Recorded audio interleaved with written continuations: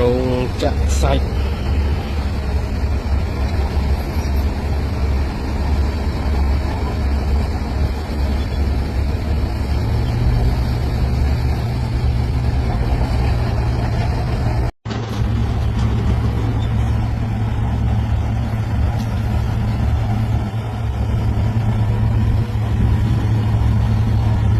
lan bộ đồng phong sắc men lăng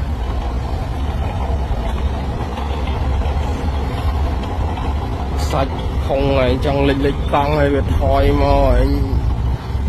bị bày rồi mát ắt miên cho lăng men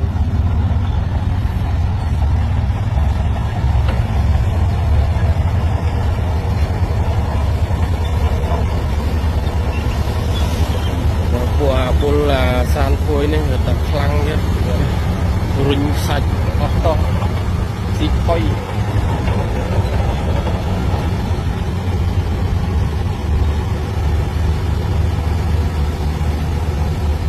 anh ấy đông phong còn đọc bài chặt sạch ấy còn lươn này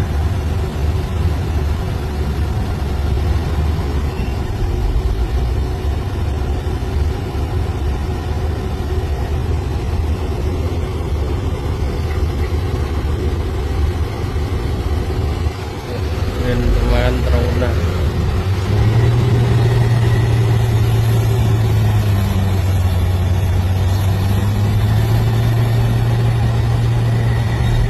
hơi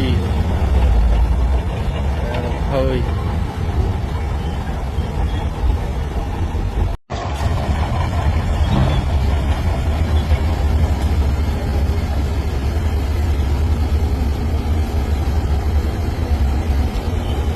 này complete lah.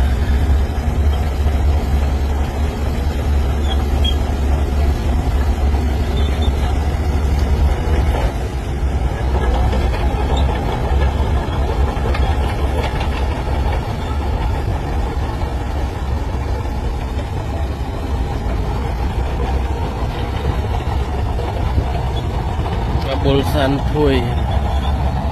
DX double C2 cái ca lươn là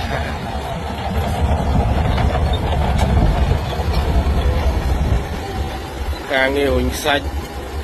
con bên đấy là xịt đạch với của dân thôi mưa vật tăng như vậy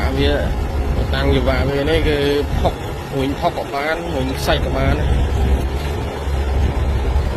xịt khói vào bây giờ ca nghề lươn